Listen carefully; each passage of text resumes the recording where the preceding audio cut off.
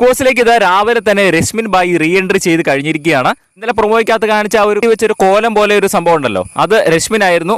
ശ്രീതു ഓടിച്ചെന്ന ആ ഒരു ചട്ടി പൊക്കി നോക്കുമ്പോൾ അതിൻ്റെ അകത്ത് രശ്മിൻ ബായി ആയിരുന്നു നിന്നിരുന്നത്.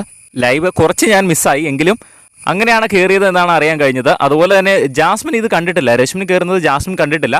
ജാസ്മിൻ എന്തോ കുളിക്കാൻ എന്തോ പോയേക്കുവാണ്. അപ്പോൾ രശ്മിൻ ജാസ്മിന് ഒരു സർപ്രൈസ് കൊടുക്കാൻ വേണ്ടിയിട്ട് ഇപ്പോൾ വീട്ടിൽ ഇരിപ്പുണ്ട്. രശ്മിനും ടീമും എല്ലാവരും കൂടെ കൂടിയിരുന്ന് സംസാരിക്കുന്നുണ്ട്. അപ്പോൾ ജാസ്മിൻ വന്നു കഴിയുമ്പോൾ ഒരു വമ്പൻ സർപ്രൈസ് ആയിട്ട് അങ്ങനെ രശ്മിൻ ഫ്രണ്ടിൽ വന്ന് നിൽക്കാനാണ് പ്ലാൻ ഇട്ടിരിക്കുന്നത്. അങ്ങനെയാണ് ഞാൻ ലൈവ് കണ്ടപ്പോൾ മനസ്സിലാക്കിയത്. ജാസ്മിൻ എന്തോ കുളിക്കാൻ കയറിയത് പോലെയാണ് എനിക്ക് തോന്നിയത്. അവിടെ എല്ലാവരും അങ്ങനെ പറയുന്നുണ്ട്.